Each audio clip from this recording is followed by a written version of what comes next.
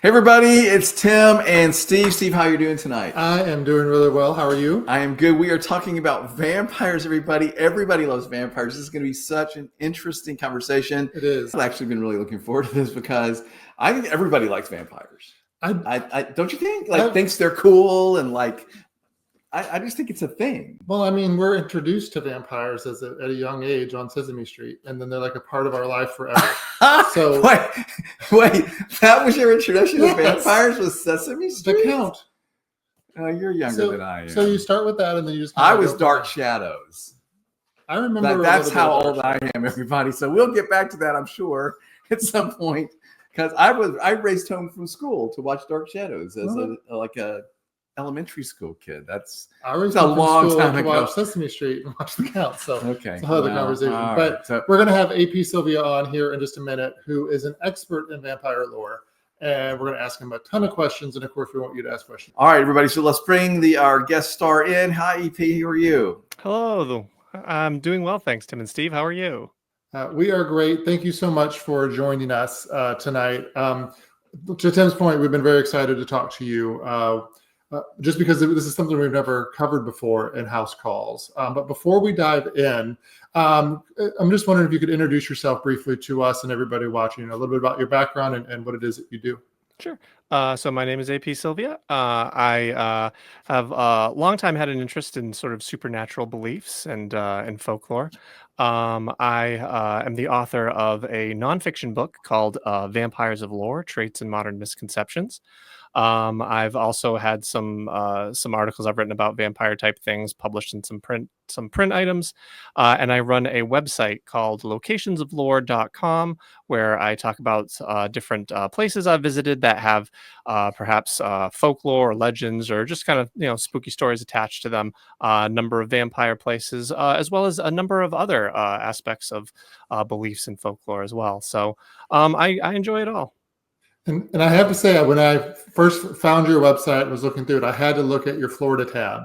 And of course, there's two weird things in Orlando that are listed there. Really? Yeah. There is the Fiji mermaid that is on there. And there is a vampire kit, I think, in the Ripley's Believe It or Not museum. Yes, there is. Yes, correct. So cool. I knew about the Ripley's thing. I did not know about the mermaid. So I got to go back and check that out. But to your point, it's lore of all kinds that you're interested in, but you're really interested in the vampire. Yeah, that's my primary focus is the vampire beliefs, but I'm interested in all sorts of different things. So if something piques my interest, I like to write about it. Like the Fiji mermaid thing. There's an exhibit there at Ripley's for the Fiji mermaid. I really just wanted to learn more about Fiji mermaid. So writing those blog posts, sometimes it's just a nice excuse for me to do a little research and find out something new. Yeah.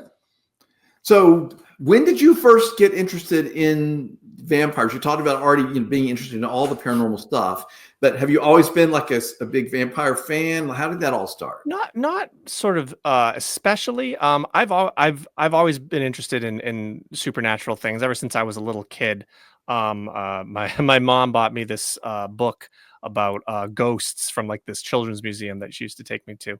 So that and I loved that book. I thought it was, so cool. What really got me into vampires was a number of years ago now. I was in Times Square with my girlfriend at the time, who's my wife now. And we were kind of just walking through Times Square, and there was a Ripley's Believe It or Not there. So I just like stuff like that. So I'm like, oh, we got to go in. And so we're going through the Ripley's, and there's all kinds of great stuff there. And they had this one room that was kind of like especially spooky and a little dungeony and stuff. And one of the items they had on display was labeled as a vampire killing kit from like the 19th century. And it was just really neat. It was this old kind of antique box, and it had these vials in it and a mold for silver bullets and things. And it was just really, really neat. And after the trip, I sort of kept thinking about it, and I was sort of wondering, like, well, what's the story on these things? Because according to the card at Ripley's, it was like, oh, well, people take these to, people used to take these to Eastern Europe if they were traveling. And so I started doing research, and I found out there was actually some controversy about those kits. While, sort of Ripley's, at least at the time, was presenting them as sort of authentic pieces, fully authentic, other people were making the argument, well, they're not really authentic. They consist of antique pieces that were assembled and presented as vampire killing kits. And one of the arguments for that was that, well, these kits are kind of reflecting movie vampires and modern notions about vampires.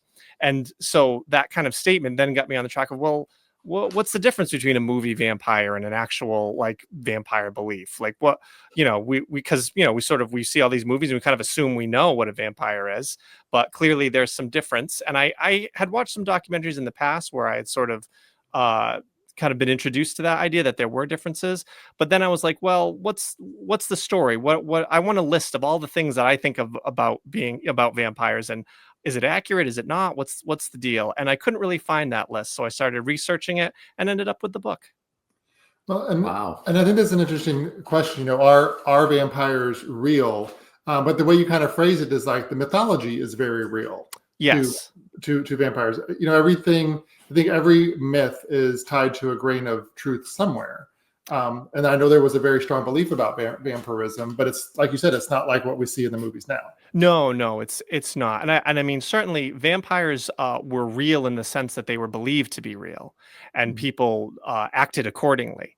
But there were many differences between sort of our notions about vampires and the vampires that people believed in. And vampire beliefs span many countries and different time periods. So when you sort of research them, you start to find out, well, there's just variations around in general. But overall, vampires were a very scary thing to people, in centuries gone by. They were frightened of them. They weren't sort of the alluring kind of romantic figures that we think of today. They were something to be scared of. People were terrified of vampires, and they ended up exhuming corpses and taking action against those corpses. And these were people that they knew, and these loved ones at times. So in some ways it's sort of sad and powerful in a way when you think that people could be driven to that. Go ahead. Is the scary part the fact that they were attacking you, or was it this idea of them somehow stealing your soul, or messing up your afterlife, that kind of thing? So usually what would happen in a number of cases, there would be some kind of incident or misfortune that would befall people in a community. So this could be an illness that's going from person to person. People who seem young and healthy are getting very sick and dying. And so this is before, in many cases, this is before, germ theory was understood. So people are trying to figure out, well, what's going on here? Why is this happening? And so they're looking for a cause, and their kind of suspicions fall on the dead. They go, well, this all started happening when this first person died. What's the story with that person? Something's up. And so what in some instances, what would happen is they would exhume that corpse, and they would actually look for vampiric signs, basically indications that they felt were unnatural, that were showing that the corpse wasn't decaying properly and was in fact preserving its life somehow in the grave. And thus, when they saw those things, they then had the confirmation that they were looking for. That was like, oh no, this is the reason everyone's getting sick, or this is the reason why we have a drought, maybe, or something like that. It's that this person is stealing the life of other people in the town to preserve their own kind of undead life. And if we get rid of this vampire, then we're going to save everyone. We'll save the people who are sick. And Wow. and it's kind of that mass hysteria kind of idea of like, oh, we need something to blame, so we're gonna make it make sense so that we have some comfort in knowing that we have an answer. And one thing that I love is cemeteries and graveyards. I have hauled this poor man into so many cemeteries whenever we travel. But I see these photos on Facebook or on travel sites like yours, where you see these old European graves that have like the actual vampire cages on top. the blade like across the neck. I wonder if you could talk about those a little bit, like how people would bury these supposed vampires to protect themselves. Sure. So there's a few different things that might be done. And it's also important to remember sometimes with some of the things you might see in old cemeteries with like cages or large stones placed over the graves, those are actually intended to keep the body safe from grave robbers and that kind of thing. Because that was a problem in times gone by. But if people believe that someone might be a vampire in death, and there's a lot of different reasons why they might think that, they might take preventative action to kind of get ahead of the problem. And there's lots of different things that they might do, but the kinds of things you might sort of see like in news articles or something like that, where they've dug up graves and they found what are often referred to as deviant burials, which really just means that they deviated from the normal burial practice that culture would have done. But they might place like a sickle over the neck. So that if the corpse tried to get up, it would slice its own head off. They obviously there's practices of staking the corpse to the ground, and this might be done, after the corpse is dug up again. One thing that I get a kick out of was there in times gone by, there were these things called distaffs, which were used for like spinning yarn, but they look like long stakes, and they would drive them into the ground above where the person was buried. So if the person became a vampire and tried to raise from the dead, they would stake themselves in the process. That's wow. Yeah, so it's like a preemptive pre-staking. Yes, yeah. That's so interesting. But it's all very primitive, but of course it was a primitive time back, Yeah, I mean, it was people they were thinking of things in a very practical way. So like, well, I'm scared that this corpse might come to life and attack us. Well, what do we need to do? Well, it's not going to be able to function without its head, right? Okay. Well, if one of the origins of staking a vampire, we tend to think of it as this sort of like magical thing where like, the vampire, is jumping at the hero and the hero kind of thrusts the stake into the vampire and it kills them. When you kind of read some of the old accounts, the idea was more that they were staking the vampire to the ground, pinning it to the ground so that it can't get up again.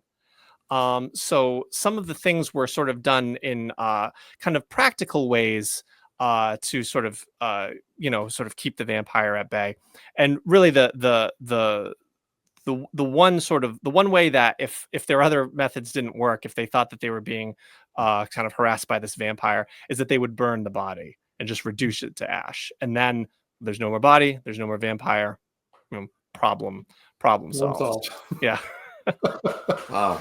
There's so many interesting stories around vampires. You like the stake thing. If you're talking about, I wanted to ask you about the mirror thing. And I want to know if I'm right. And full disclosure, I have not read your book yet. I don't have it in my hand yet. It's on the way. But I had heard that there is a link between like vampire lore and like covering the mirror after somebody dies, but I don't know beyond that. Is there a connection there? Yeah, so I talk about that in my book with the mirrors. Obviously, people with mirrors, they tend to think of you can't see the vampire's reflection in the mirror, right? Which that probably came from Bram Stoker. He probably came up with that notion that the vampire wouldn't get reflected in the mirror. And actually, if you look at his notes, it didn't make it into the novel, but I think he also had this notion that you couldn't like illustrate a picture of the vampire either. There was no way to get like a recording of the vampire, essentially. Interesting. But the idea where Bram Stoker was probably coming from was with the mirror thing was that the mirror has associations with the soul, right? The reflection has associations with the soul. So I think Stoker was trying to communicate that the vampire had no soul. So there are beliefs where you would cover up a mirror after someone died because their soul might be around, and so that might having their soul get reflected in the mirror might then cause the soul to stay or put your soul at risk, that kind of thing. So there certainly are there are beliefs around mirrors and the soul and kind of dangers around that. But the actual hold a mirror up to a vampire to see if it's a vampire, that particularly wasn't really in folklore. And it kind of makes sense because people probably would have tried it and they would have seen the dead body that they had accused, and that wouldn't have suited their purposes. Well, and to your point, their purposes weren't really these active vampires running around trying to kill people. They were assumed vampires who were corpses. So Correct. Correct. Is there anything in folklore or in history that says, hey, there is an active vampire out there who's getting people like we think today? Is that? Oh, sure. Yeah. Oh, there's lots of, there's various stories where people are like, oh, the corpse came to life and it walked around the village and it did all these things. Like if you look at old stories, many of them will have that. Oftentimes the further back you go in time with these historical accounts, you'll get a lot of more fantastical claims. So the stuff that is more recent and a little bit more like tied down and tighter, you can kind of see that they're like, oh, well, people thought this was happening because this person got sick. And they will say like, oh, well, this, for example, even in the more recent stories, they might say that, and I say recent, like, it's still quite a while ago, like they would say that the vampire came to them in the night. And like throttled them or held them down. So they would have this experience that they saw.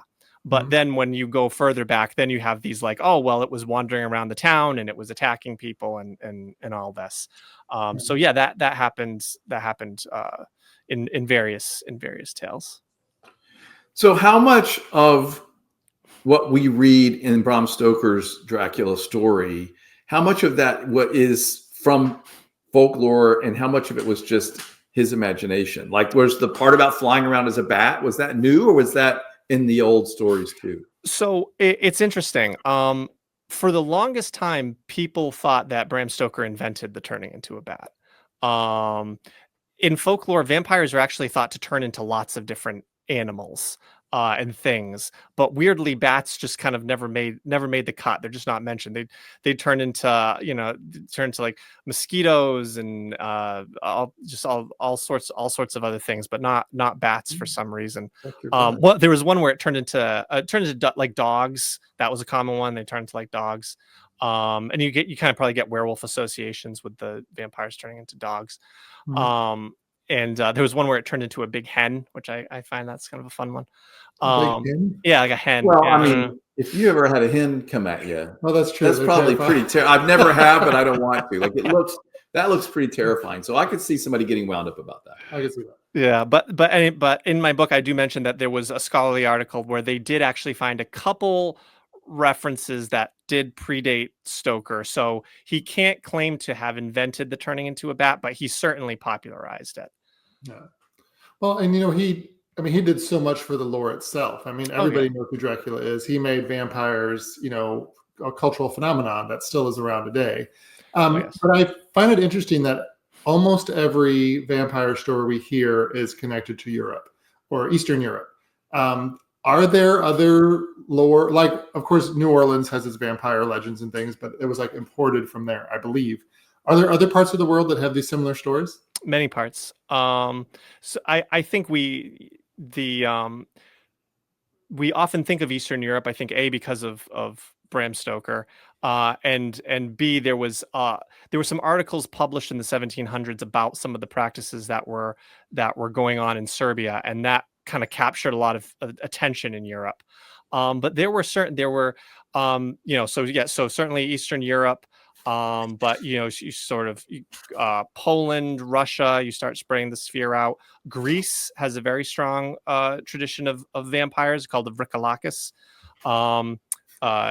India, China, the Jiangxi is in China, and even certainly the UK, the Nordic countries. There's stories in the Icelandic sagas about the Draugr, which is an undead person that comes back to life, and oftentimes they live in their barrows, their burial mounds, and they guard their treasure. And even in New England, there were a number of vampire incidents that happened in New England in the 17 and 1800s. So is it your impression that all of these stories, all these different places sort of sprang up individually? Or do you think that the lore of it just spread around the world and fascinated people? It's an interesting question. I think about that sometimes. I do think that there is an undercurrent that kind of taps into maybe the collective unconscious, so that it could have happened organically in multiple places, where people are trying to understand some kind of some kind of incident that's happening, some kind of sickness or illness. A lot of it, I think, is a misunderstanding of the decomposition process, because they'll look at some of these, quote unquote vampiric signs, and it's actually normal stuff, but they don't realize it because it's strange. It would seem strange to us, some of the things that can happen after someone dies. And I think it comes from a universal fear of death. And so if you're scared of death, well, then who's closest to that but the dead? And so are the dead a threat to you? Would they come back and make you like them, bring you towards death? So I definitely think that the potential is there for it to emerge in various cultures. Yeah, that's a good answer. And I do see some of your questions coming in on the comments, everybody watching. So please keep dropping those. I do want to get to some of those. And there is one I want to get to from somebody watching on Instagram, from Leon, who is a friend of ours who is in England, who is in the UK. And he's asking about a specific vampire story. So hopefully it's not putting you on the spot here, but he wanted to know if you are familiar with the Highgate vampire, a vampire in the Gothic cemetery of Highgate in London. Sure. I've been to Highgate Cemetery. I toured the cemetery. It's a gorgeous cemetery. And there it's very, very elaborate, a garden style cemetery. And there was an incident that did occur where people saw this dark figure roaming Highgate, and I think there were supposedly animals found drained of blood or something like that. And it kind of it got into a big frenzy. There was newspaper articles published about the Highgate vampire and whatnot. And I think ultimately it came to a head one evening, where a bunch of people kind of I think they kind of stormed the cemetery to find the vampire. It ended up, I think, causing damage and things like that. So it's and this, I think it was late. I think I want to say it was late 60s, late 1960s. So that was a very modern incident. That happened, but it was a big thing, the Highgate vampire. And you can go to Highgate Cemetery today, and there's some really beautiful tombs and mausoleums there. Highgate also has a couple other claims to fame around vampires. The first being that some people think that it might serve as inspiration for Stoker, for where Lucy Westenra is buried in the novel. Okay. And also they shot some scenes from a Hammer Dracula movie at Highgate Cemetery. I think I want to say it was Taste the Blood of Dracula. But there's some scenes that are shot in the cemetery. There's this kind of walkway thing with all these kind of mausoleums on either side and stuff. And so there's a few different claims to fame that Highgate has for vampires. But it's a great place, and there's an organization, I want to say the Friends of Highgate Cemetery, that have done a lot to kind of maintain the cemetery and keep it kept up and all that. So it's a really nice place to visit. Yeah, and shifting to kind of what I said earlier about the lore that's attached to New Orleans. I love visiting New Orleans, and we went there a couple of years ago and had a blast. But there's a whole vampire culture there still. Of course, Anne Rice was there. Interview with the Vampire was huge. Not only the books, but the movies. What can you tell us about that connection to New Orleans itself? Because I know they were there before Anne Rice. So yeah, New Orleans definitely, I think, has gotten a lot of vampire buzz because of Anne Rice. So I've been to New Orleans. There's actually a book about New Orleans vampires. I forget the author's name, but if for people that are interested, you can look for that book. I've read it. It's a lot of interesting stuff.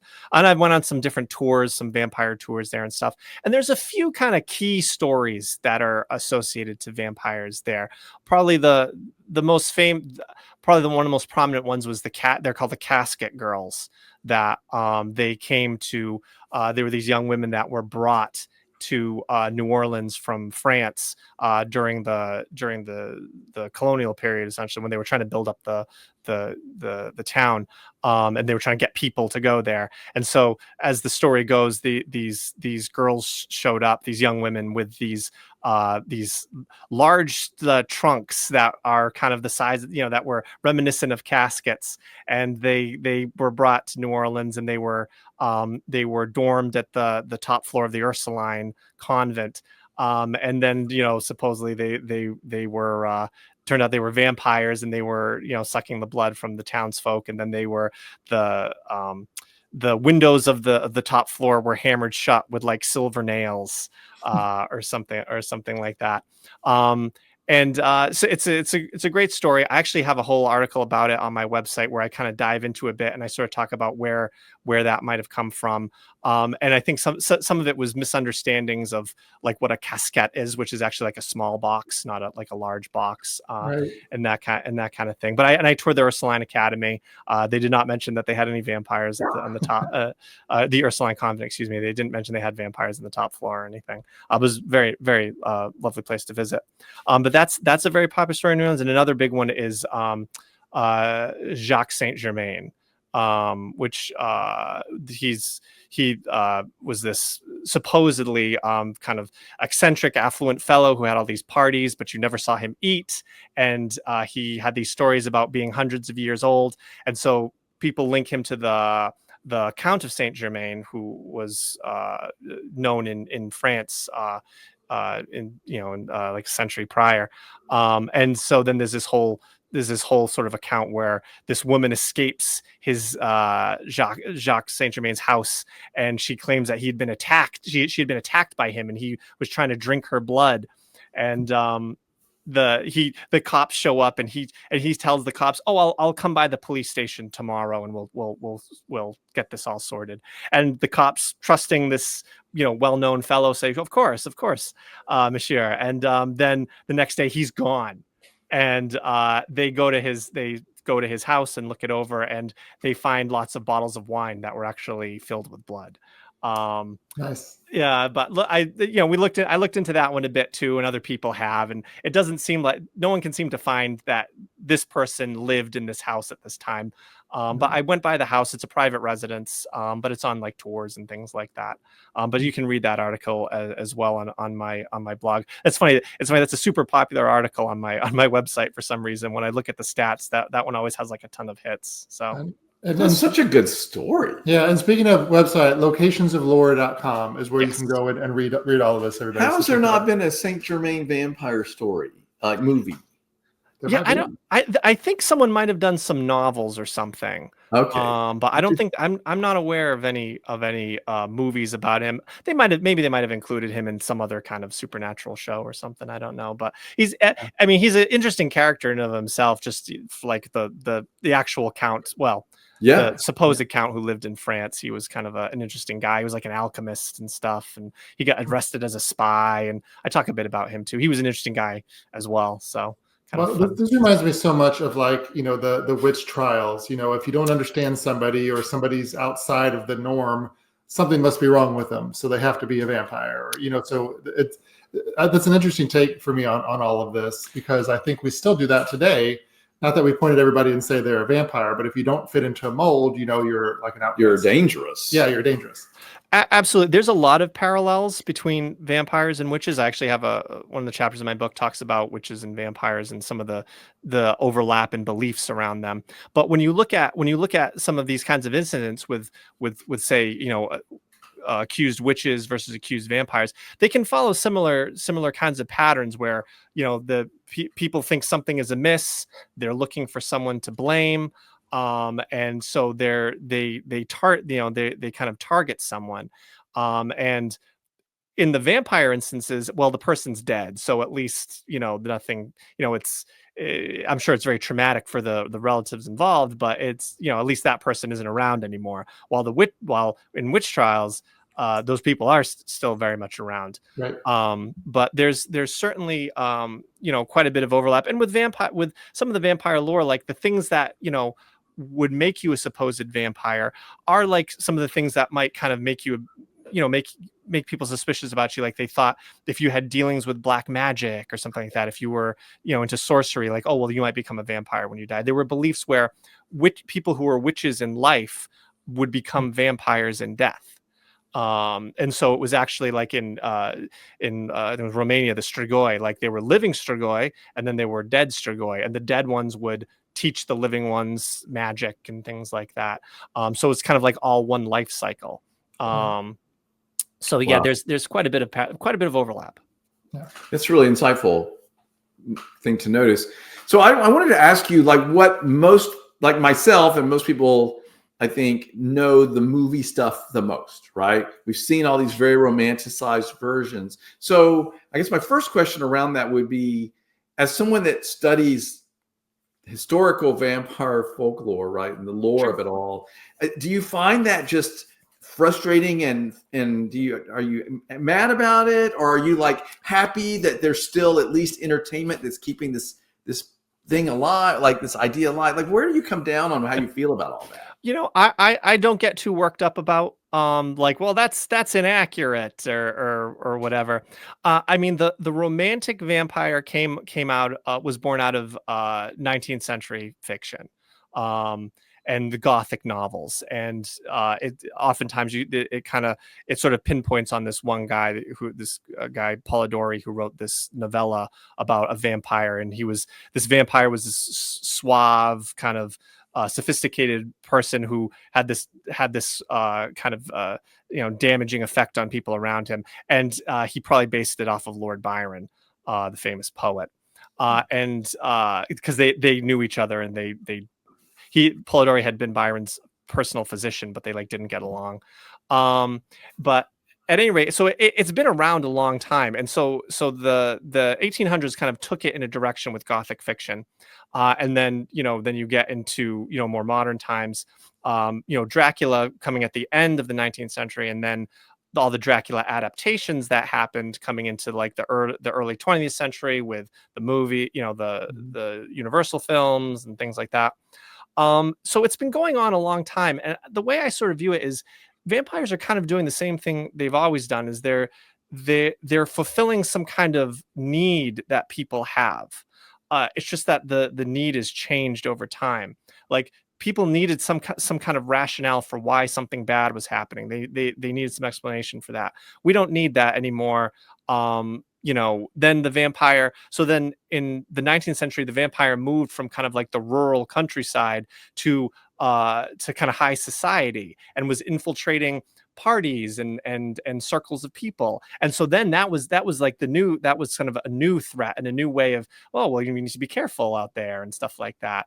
And I think even today, a lot of the focus is on the immortality of the vampire.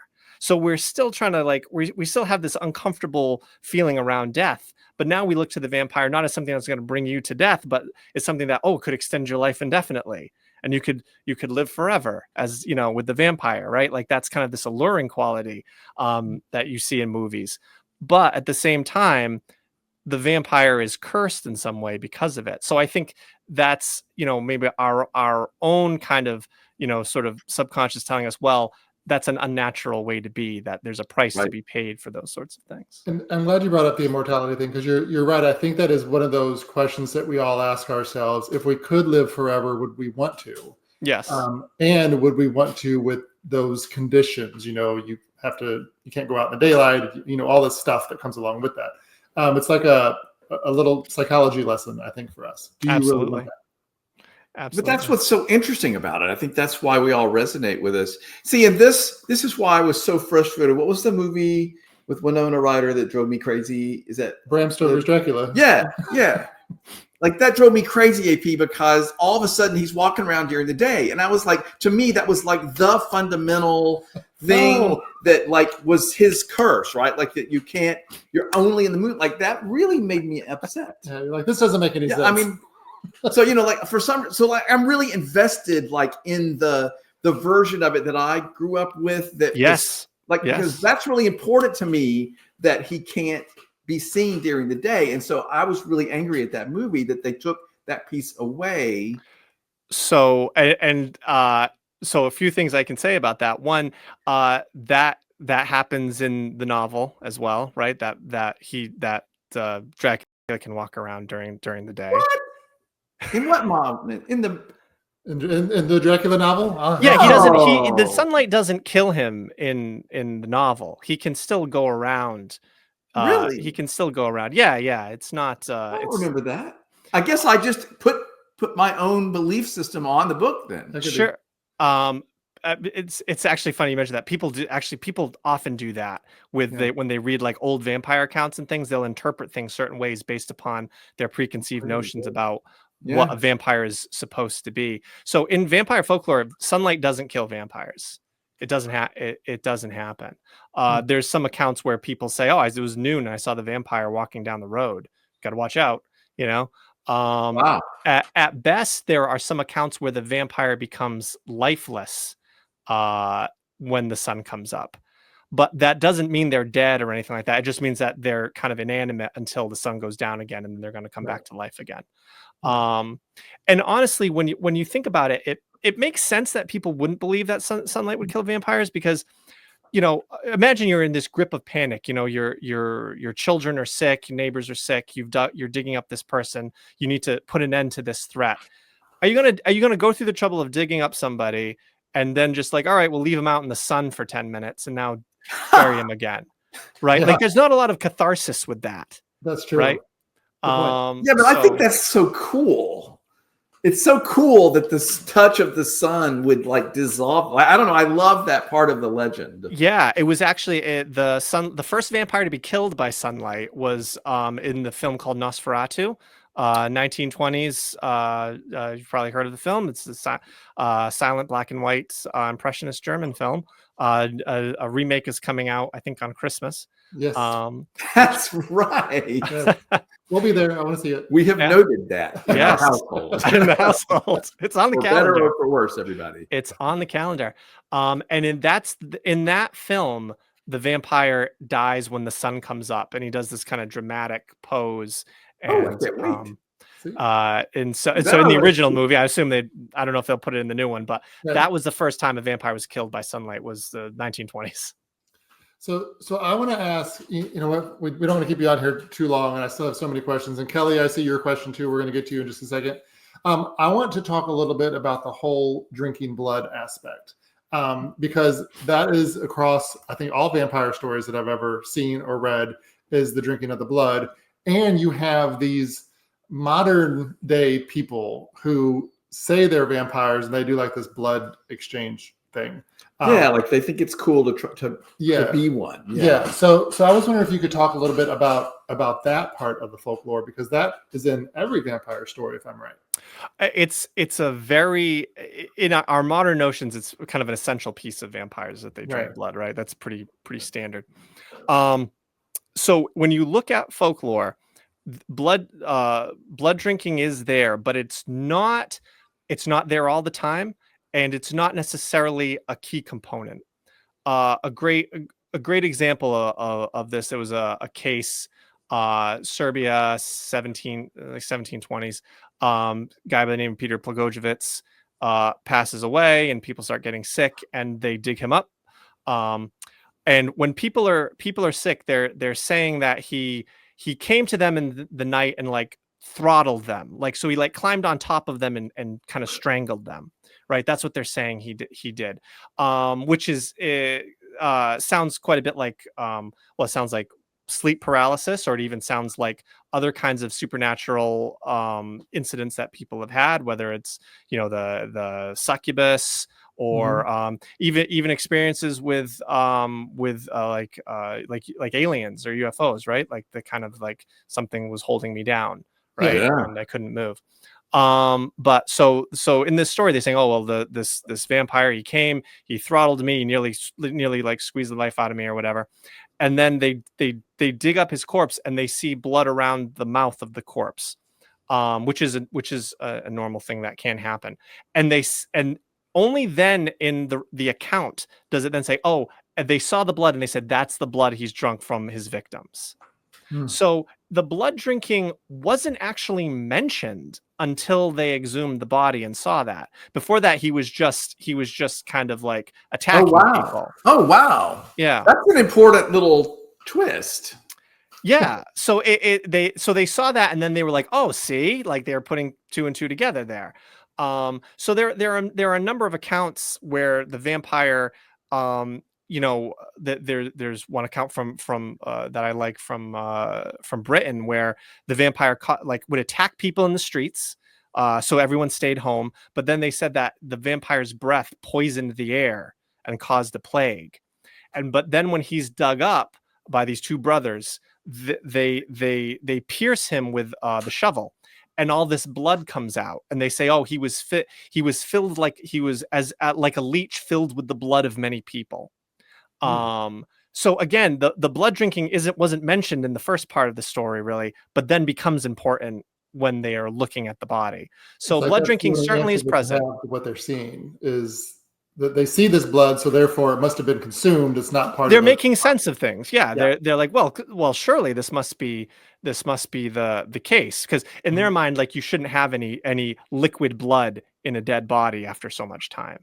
Right. So it doesn't make sense. And like there are other things like when people would exhume bodies, the body would look bloated, like the person had gained weight, and would be red in the face. So to them, they'd be like, oh, this person looks healthier now than they did when they were alive, and they've got blood around their mouth. So clearly they're drinking blood. They're full of blood. And these are all things, again, that can happen, with decomposition, but it seemed unnatural to them. And quite frankly, it would seem unnatural to people today who don't know. Right. And of course, this is before pre-embalming and all of that. I mean, the bodies weren't treated, right? Exactly. Embalming, I think, became popular in the U.S. during like the Civil War. Yeah. So, there was, this is just natural decomposition. And so a lot of things can happen depending on a variety of factors. While, with embalming, that's a whole different thing. Yeah. Yeah. So I want to ask Kelly's question before we start wrapping up here. And it's about another specific vampire case. AP, have you heard of the Richmond vampire in Hollywood Cemetery in Richmond, Virginia? I have. I've seen some articles about it. I haven't really researched that incident, so I unfortunately can't really shed much light on it. That's up near where she lives, so I guess that's a famous vampire up in that part. I would think so. Yeah, and I think a lot of communities have their famous local legend. So that's a lot to keep up with. So can I ask about Dark Shadows now? Yes. Do you have an opinion about Dark Shadows? Because I'm one of those people that like grew up watching this show, and it was like a really bad. It was a soap opera. In black and white. And Barnabas Collins was the famous, but like I got sucked in, like I guess everybody does, eventually to a soap opera kind of thing. I mean, it was probably horrible, but I remember this very romantically from my childhood. It's like we all rushed home to see it. That's, Dark Shadows certainly, I think it's had a very kind of lasting impact on people that watched it. It was very, very popular. It ran for a very long time, I believe. And they like went in different directions over time with what was happening and the supernatural stuff and whatnot. But so there was the original Dark Shadows, and then there was a Dark Shadows series in the 90s, which I think ran for one season, and that was it. Which I actually have been wanting to watch. I watched that, I think, in the 90s back in the day, but I don't remember it now. So I'm kind of curious to see how it holds up. I think I don't know if it got canceled for like there's something else I don't know if it got canceled because of the quality of the show or not. And then there was a Dark Shadows movie that had Johnny Depp in it. Yes. So they've tried to kind of bring the Dark Shadows back a couple times. And unfortunately, no dice. Well, right. And I'm of the demographic that was so romanticized the original when I was a little kid that like I don't want to see any of these crappy attempts to like I'm a real purist about it. So I want to know, do you have a favorite vampire movie? Probably a couple different reasons. I mean, obviously the original Universal Dracula with Bela Lugosi, great film, really impactful in a lot of ways. And Bela brings some great intensity to the role. I very much liked it. It has its flaws, I'd say, but I did like the 90s film Bram Stoker's Dracula. I liked a lot of the practical effects that they had in that. And I liked Anthony Hopkins as Van Helsing. I thought I liked his performance. Yeah. And Gary Oldman as Dracula, I thought he was great.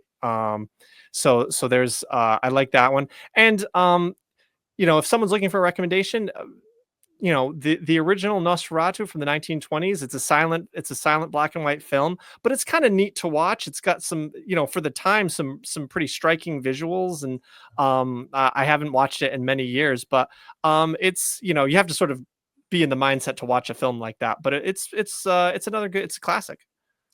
Did you see Voyage of the Demeter?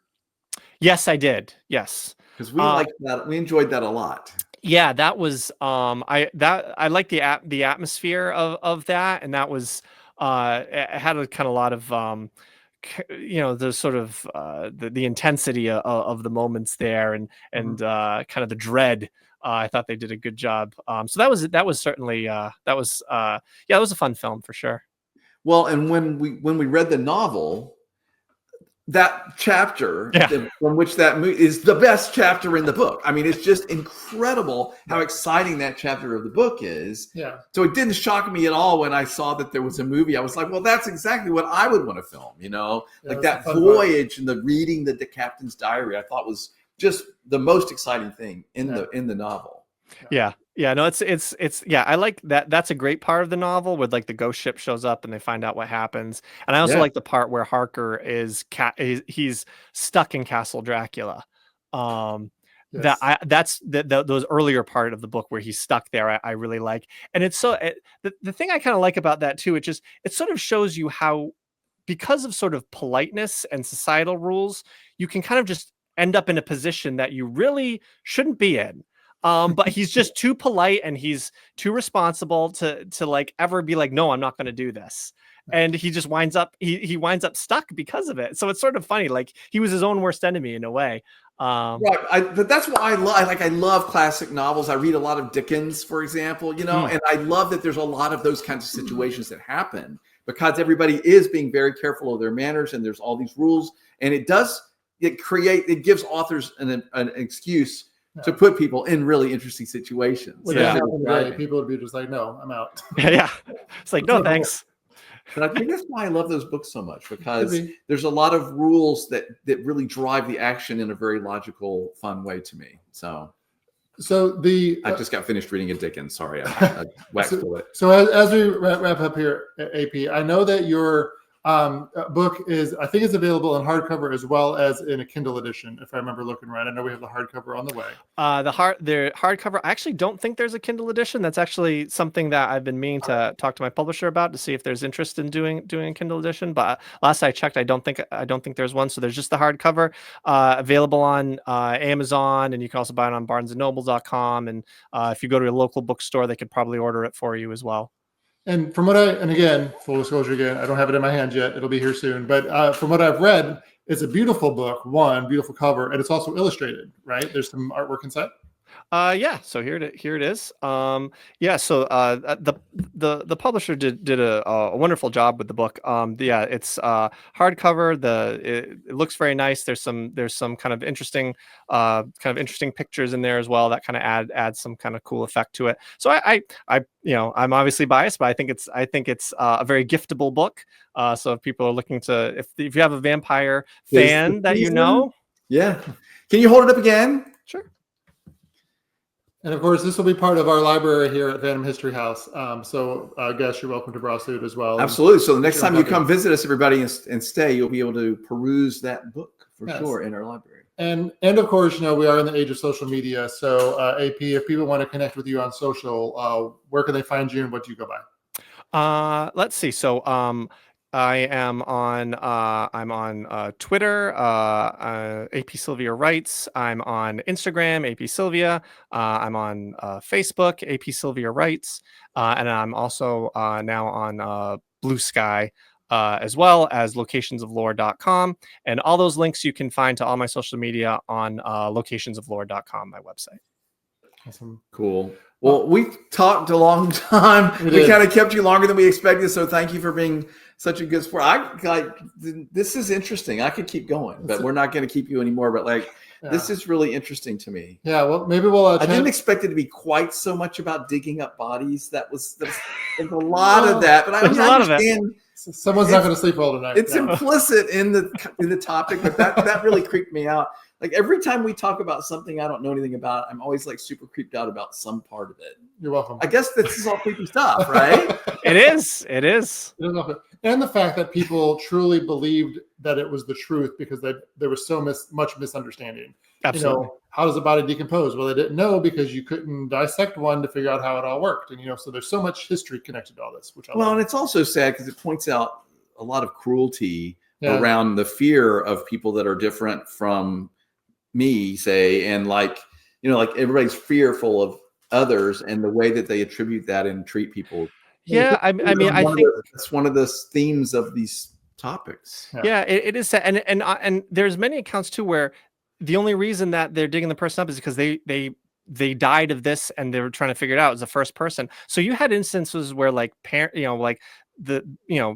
people who parents had to have their children dug up and things like that, or spouses would have and it's not that they thought they were bad people or anything. It was just that, well, this was the first person to die, or this was one of the people who had to die. So you can imagine kind of how difficult that would have been and how desperate people would have been to save the lives of other people to do that. Yeah. Wow. Yeah, disturbing stuff. Well, man, you are a great interview, AP. Like, you're so articulate and so clear in your answers. I want to thank you for that really interesting conversation. Yeah, we really appreciate it. I learned a lot. I have a ton more questions, but we're not going to keep you anymore. Everybody, if you do want to get AP Sylvia's book, make sure you go to his website, locationsoflore.com, or you can find his book on Amazon as well. And hopefully, if you stop by Phantom History House, you can peruse it in our library and then decide to get your own copy. Yeah, and hopefully, AP, the next time you come down to Florida, you can swing over to Tampa and check out our vampire kit. Say hello. That would be great. Well, thanks everybody for watching. Thank you, AP. Really appreciate it. Oh, thank you very much. Oh, you're welcome. Talk to you soon. Thanks, everybody. Bye.